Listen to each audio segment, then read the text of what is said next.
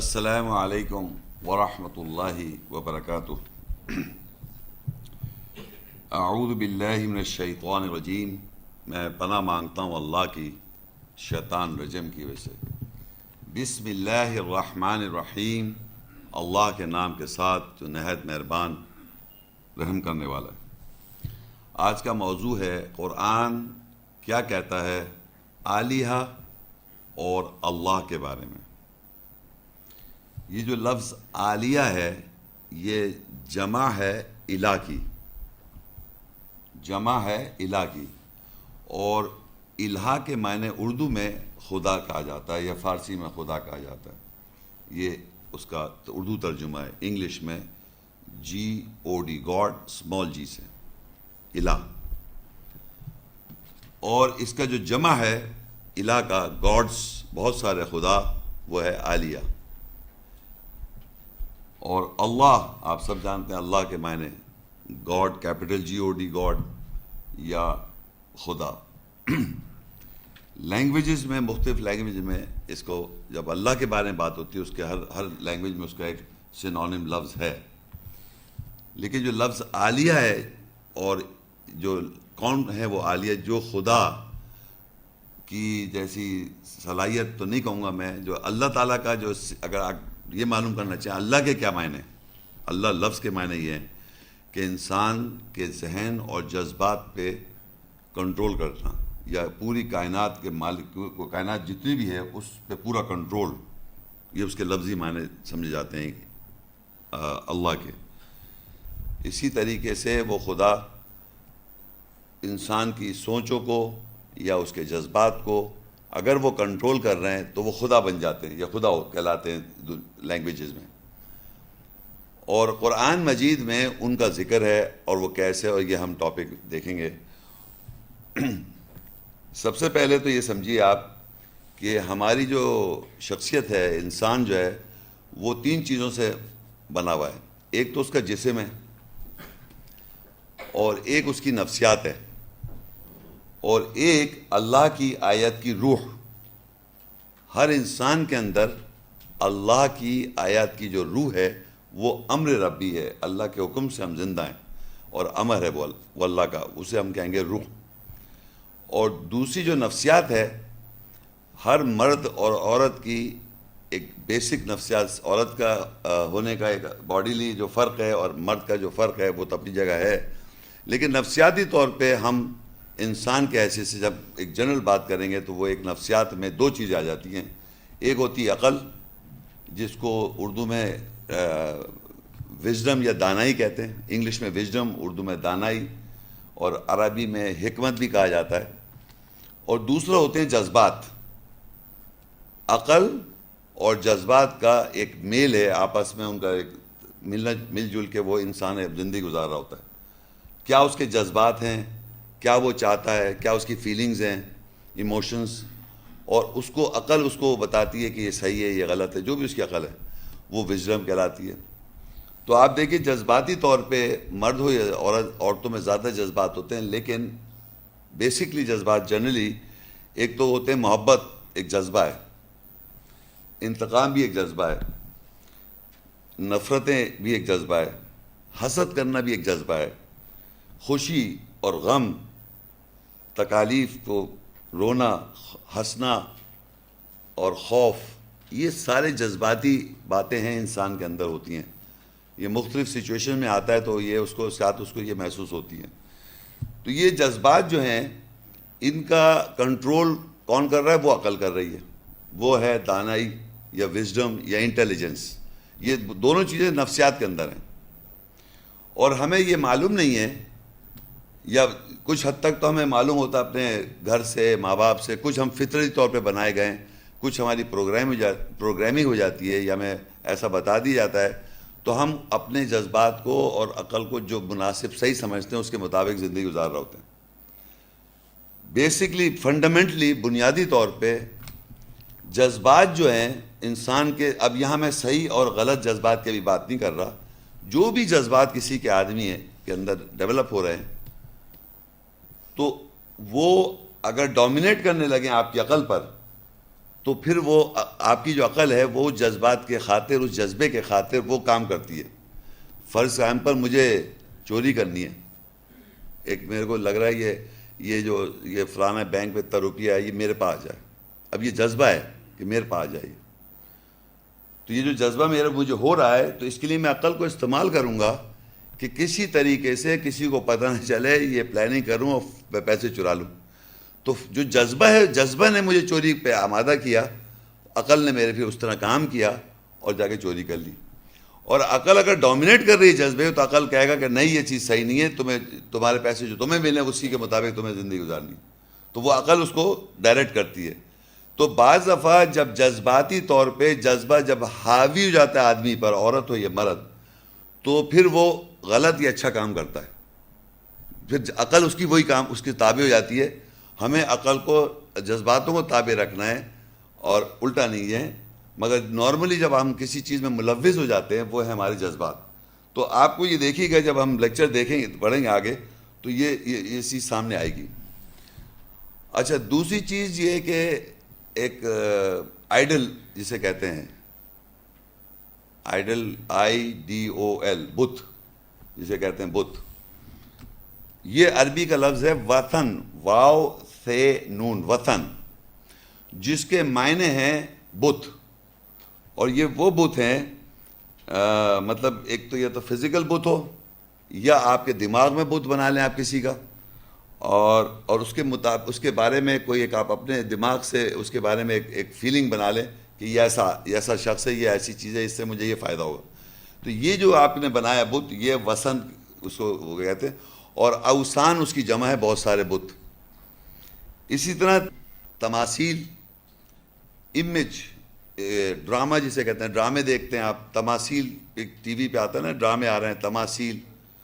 اور movies, picture دیکھتے ہیں، یا ایلیگوریز ہوتی ہے نا، کیا کہتے ہیں، محاوروں پہ زندگی گزار رہا ہوتا ہے آدمی. ایک بات مسئلہ ہے، ایک محاورہ کوٹ کر دیا ہے کہ یہ محاورے سے آپ سمجھ جائیں اس بات کو.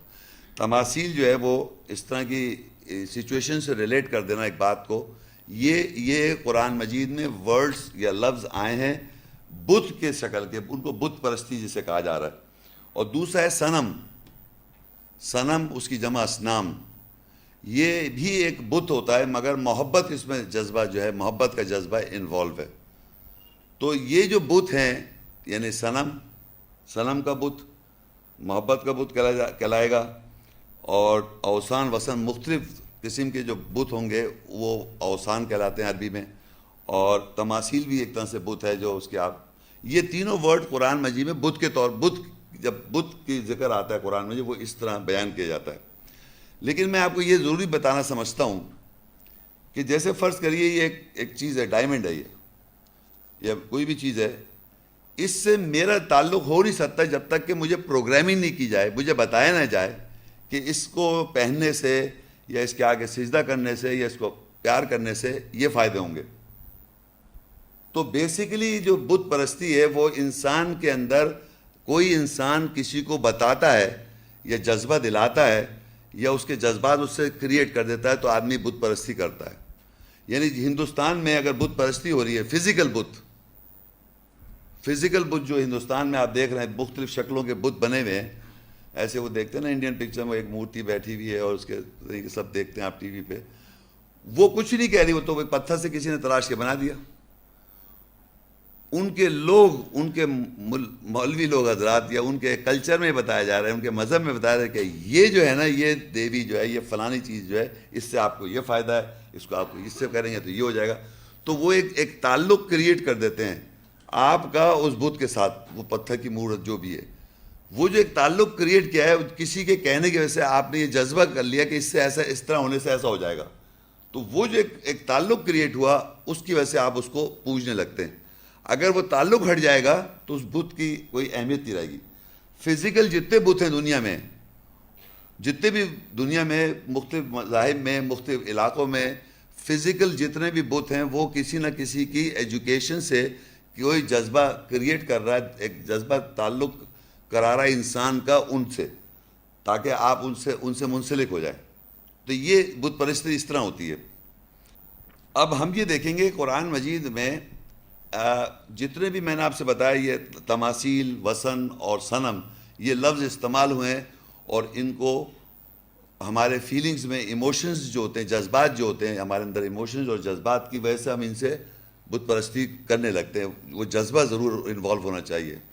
تو یہ دیکھیے کہ ہمارے اس میں قرآن مجید میں اللہ تعالیٰ نے فزیکل بت کا ذکر کیا ہے، یا اس جذبے کا ذکر کیا ہے جس کی وجہ سے وہ بت پرستی یا اس کو آدمی مانتا ہے. یہ غور کرنا ہے آپ نے کہ کیا وہ جو بت ہیں وہ فزیکل بت کی روٹ کاز کیا ہے، وہ جذبہ جو ایک تعلق کریٹ کر رہا ہے وہ ہے یا فزیکل بت. میں چند نام بتاؤں گا آپ کو، یہ نام عربی میں ہے، اس کے ترجمہ ہے، اس کو ہم دیکھیں گے پھر لیکچر میں کیسے یہ آتے ہیں.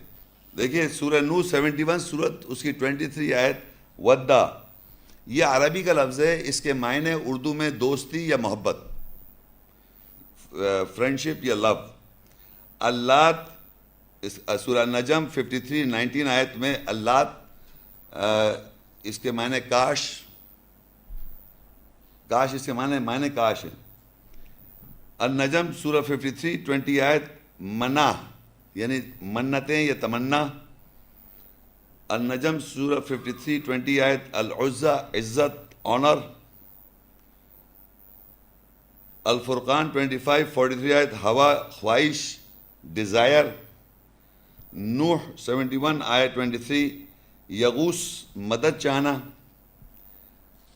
سورہ نوح 71-23 آیت، یعوق رکاوٹ ڈالنا. نوح سورہ 71-23 آیت، نصرہ گدھ ولچر.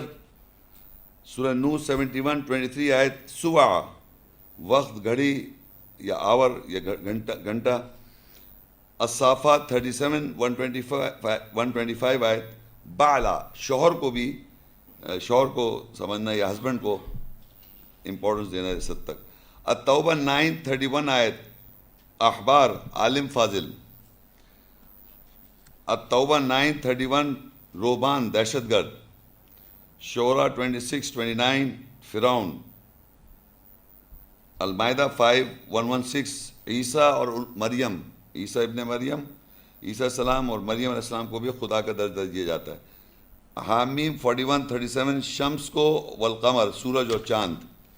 یہ نام ہے جو ہمارے قرآن مجید میں اللہ نے ان ناموں کو بیان کیا. ان کے اپنے ایک معنی ہیں، اور ان کے جو معنوں میں اگر آپ غور کریں گے کہ یہ معنی میں ہی بات واضح ہو جاتی ہے یہ کیا ہو رہا ہے. اب میں اس کی آگے بکلیٹ میں اس کی ڈسکرپشن ہے، مگر اس کو میں نہیں بتا رہا، میں اپنی زبان میں بتا رہا ہوں. اب دیکھیے جیسے ودا ہے، یہ خدا کیسے بنتے ہیں وہ سمجھنا ہے آپ نے. ودا بیسیکلی اس کے معنی محبت، محبت کرنے کا جذبہ اللہ تعالیٰ نے ہم کو دیا ہوا ہے.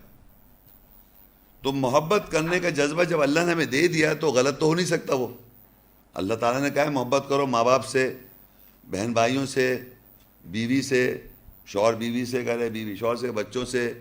یہ جو ایک محبت کا، یہ آپس میں محبت کے اندر رہو، یہ کوئی جذبہ غلط نہیں ہے.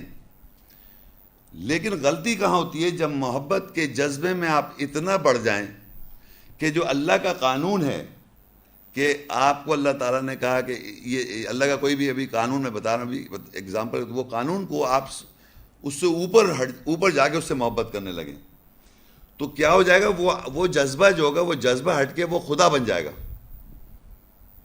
یعنی آپ محبت کریں بیوی سے اور بیوی کے کہنے پہ کوئی غلط کام کرنا شروع کر دیں کیونکہ آپ بیوی کو چاہتے ہیں، سمجھانے کے لیے بات کر رہا ہوں، اور جو اللہ نے نہیں آپ کو کہا کہ اس کو کرو، تو آپ اس محبت کو نہیں، اب آپ کا وہ خدا بن گئی وہ.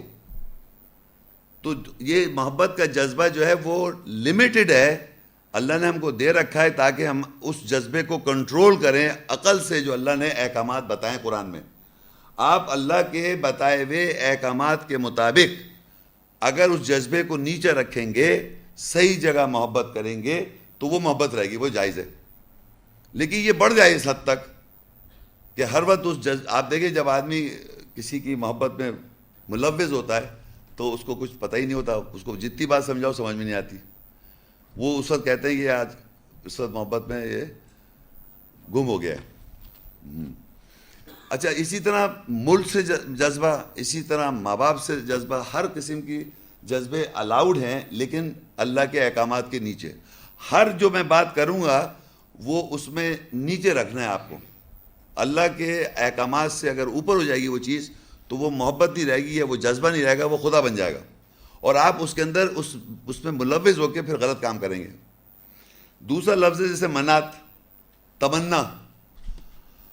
اب یہ تمنا آدمی کرے کہ میں جنت میں چلا جاؤں یا اچھے میرے ساتھ اچھے عمل ہو جائیں میرے, تو اس کے لیے مجھے محنت کرنی پڑے گی, لیکن خالی میں بیٹھا تمنا کرتا رہوں تو وہ غلط ہو جائے گا. تو آپ یہ دیکھیے منتیں مانگتے ہیں کہ لوگ کہتے ہیں کہ لوگ منتیں مانگتے ہیں کہ اللہ تعالیٰ کے لیے میں نماز, روزہ, زکوٰۃ, جو بھی اللہ کے احکامات ہیں وہ مجھے ویسے ہی کرنے ہیں, لیکن میں تمنا کیا کر رہا ہوں کہ اگر آپ اللہ ایسا کریں گے, کنڈیشن ڈال رہا ہوں, تب میں یہ بکرے کو ذبح کر دوں گا اللہ کے نام پہ, یا میں کسی کو مرغی کالی کاٹ کے دے دوں گا, یا اتنے پیسے غریب کو دے دوں, جب اللہ تعالیٰ میری سنے جو میں چاہ رہا ہوں. تو یہ تمنا ہو گئی وشفل تھنکنگ. وشفل تھنکنگ یہ ہوتی تمنا ہے, خواہشات آپ کے اندر ابھر رہی ہیں. یہ خواہش ابھرنا اگر اس کے اوپر آپ صحیح عمل کر رہے ہیں, صحیح عمل بھی کر رہے ہیں ساتھ میں, تو تمنا نہیں رہے گی, ورنہ تمنا ہوتی رہے گی. اور اگر آپ اس میں ملوث ہو جائیں تو آپ یقین کریں یہی سوچتے رہیں گے, تمنا ہو جائے میرے ساتھ, کاش ایسا ہو جائے, ایسا ہو جائے, ایسا ہو جائے, میرے ساتھ ایسا ہو جائے. پریزنٹ ٹینس میں, حال میں آپ یہ تمنا کرتے رہیں کہ میرے ساتھ ایسا ہو جائے تو کیا بات ہے. تو جب اپنے جو ذمہ داریاں ہیں, جو آپ کی ذمہ داریوں کا ٹائم تھا, اس کے بعد جب وہ پاس ہوا تو آپ نے اکیلے میں پھر تمنا شروع کر دی کہ میرا ایک محل ہے, اس محل میں میں بادشاہ ہوں, اور جناب اتنے سارے آدمی میرے آگے پیچھے خدمت میں کھڑے ہوئے, میں ان سے یوں آرڈر دے رہا ہوں, یہ یوں ہو رہا ہے. یہ سارا چیز آپ کی تمنا وشفل تھنکنگ میں ہو رہا ہے. ریالٹی میں پتہ جھاڑو دے رہا ہوں گھر میں. تو یہ تمنائیں جو ہے نا, یہ آپ کو اگر اس میں ملوث ہے تو آپ باہر آئیں اس سے, زندگی سے. ورنہ یہ وہ سارے ہیں جھوٹے خدا, بتوں کے نام جو اللہ کے ساتھ شریک کیے جاتے ہیں, یعنی اللہ کو نہیں سمجھ دیتے, اسی چیز میں آپ ملوث ہیں. دوسری ہوا خواہشات. یہ تو تمنا تو ایک اسپیسیفک چیز کے لیے آپ کو ہو رہی ہوتی ہے. خواہشات تو وہ کہتے ہیں نا ہزاروں خواہشیں ہیں ایسی کہ ہر خواہش چاہ رہا ہے کہ یہ بھی ہو جائے, یہ بھی ہو جائے تو کوئی مذائقہ نہیں, یہ ہو جائے تو یہ بھی کوئی مذائقہ نہیں. جتنی آپ خواہشات پہ زندگی گزار رہا ہوتے ہیں نا کہ بھائی یہ خواہش ہو جائے پوری میری, یہ خواہش پوری ہو جائے, وہ خواہش پوری ہو جائے, تو یہ جو ہے نا خواہشات جو ہے نا یہ آپ کو نقصان کرے گی.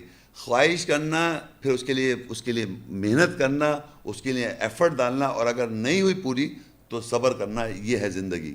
لیکن آپ کہیں کہ نہیں یہ ہو میرے ساتھ, یہ خواہش جو ہے پوری ہو کے رہے, اور بغیر محنت کے لیے آپ اس کے پیچھے لگ جائیں جذبہ خواہش, تو وہ غلط ہو جائے گا. اچھا, یہ سارے وہ الہ کیسے بنتے جا رہے ہیں یہ بتا. پھر دوسری چیز العزہ, عزت, آنر. یہ تو میں کہتا ہوں اتنی خطرناک بات ہے تو سبھی خطرناک, کہ لوگ اس کے خاطر جان دے دیتے ہیں. ہماری ناک کٹ گئی, بالکل بے عزت ہو گئے, ہمارے کپڑے اتر گئے, ہمارا یہ ہو گیا. یعنی عزت جو ہے نا سب سے زیادہ انسان کی جو مصیبت ہے وہ عزت, آنر. اور ایک چیز یاد رکھیں, عزت میں نے قرآن میں ایک آیت ہے, خیر پھر کسی وقت بتاؤں گا میں, کہ ہر گناہگار آدمی چاہتا ہے اس کی عزت کی جائے. یہ یاد رکھیں میری بات. ہر آدمی جو جھوٹا ہے, جو غلط کام میں ملوث ہے, چاہتا ہے میری رسپیکٹ ہو. اگر آپ اچھے کام کر رہے ہیں اور آپ کو کوئی برا کہہ رہا ہے تو آپ کو پرواہ ہی نہیں ہے, لیکن کیونکہ آپ غلط کر رہے ہوتے ہیں, جھوٹ بول رہے ہوتے ہیں, زندگی خراب گزار رہے ہوتے ہیں, تو آپ چاہتے ہیں میری عزت ہو, لوگ مجھے اچھا سمجھیں. تو یہ یاد رکھیں, عزت ہمیشہ وہ آدمی چاہ رہا ہوتا ہے دنیا میں جو غلط کام میں ملوث ہے. اور جو سچا آدمی ہوگا, جو سچائی میں, دیکھیں رسول صلی اللہ علیہ وسلم سے سچا اور تو کوئی نہیں ہے نا. انہوں نے جتنے اچھے کام کیے, جو کچھ کیا, سب نے ان کو جھوٹا کہا, ہر رسول کو جھوٹا کہا. تو وہ تو پریشان نہیں ہو گئے, وہ تو میسج دیتے رہے کہ رسول جھوٹے ہیں, جادوگر ہیں, یہ سب قرآن میں لکھا ہوا ہے. یعنی کہ یونس نوح علیہ السلام کہتے ہیں مجھے مغلوب ہو گیا, میں مغلوب ہے, مجھے جھوٹا کہہ رہے ہیں, انی مغلوب ہے, مجھے مغلوب ہو گیا. مسئلہ یہ سمجھیں کہ ہر میسنجر وہ عزت کو انہیں جانتی تھی, عزت کیا چیز ہوتی ہے, اس لیے کہ وہ تو اللہ کی راہ میں لگے ہوئے ہیں, انہیں پرواہ نہیں لوگ کیا کہہ رہے ہیں, اور جھوٹ بول رہے ہیں وہ. اور جو جھوٹے لوگ ہیں اور جو غلط کام میں ملوث ہیں, وہی چاہ رہے ہیں کہ ہماری عزت ہو. اور یہ ہمارے خاندانوں میں اور نسلوں میں, ہمارے بیٹھنے اٹھنے میں, ہر جگہ ہر چھوٹی چھوٹی بات پہ عزت کی ہم پریشانیوں میں ایک دوسرے کے ملوث ہیں. اور سب سے ڈینجرس ہے انسان کی زندگی میں اس برائی کو اگر وہ چھوڑ دے گا تو عزت کی اسے پرواہ نہیں کہ کچھ بھی کیا طرح آدمی کوئی کسی کو بھی. لیکن کیونکہ وہ گندا آدمی ہے, غلط کام کرتا ہے اور جھوٹا عزت چاہ رہا ہے, تو وہ عزت کی خاطر اپنی زندگی جان دے دے گا وہ آدمی. اور میں نے دیکھا لوگ مار لیتے ہیں ایک دوسرے کو, مار دیتے. تو عزت. پھر ہے نثر گدھ. اب گدھ دیکھیں, گدھ بھی ایک بڑی خطرناک. دیکھیں ہر وہ آدمی جو میں آپ کو بتا رہا ہوں جو اللہ کی احکامات کو زندگی سے وابستہ نہیں رکھے گا, ان چیزوں میں پھنسا ہوا ہوگا. دیکھیے گدھ وہ ہے کہ ہر وقت جب ملیں گے دو آدمی یا دو عورت مرد یا مرد مرد یا آپس میں جب فیملی میں ملتے کوئی نئے آدمی سے ملاقات ہوتی ہے تو ایک دوسرے کے اوپر نگاہ رکھی جاتی ہے کہ یہ آدمی کیا کہہ رہا ہے, اس کی غلطی پکڑی جائے, اس کی کمزوری پکڑی جائے. تو جب آدمی دوسرے کی کمزوری کو آئیڈینٹیفائی کر لے گا یا اس کی برائی کو سمجھ لے گا کہ یہ برائی ہے, تو اس کی بات ہی نہیں سمجھے گا. وہ سمجھے گا یہ آدمی صحیح ہے ہی نہیں, تو اس کو آپ نے غلط سمجھ لیا نا. تو آپ کے اپنے بنائے ہوئے سٹینڈرڈ سے اپنے کلچر کے مطابق دوسرے کو آپ نے فیل کر دیا. ابھی مثال کے طور پہ یہ دیکھیے,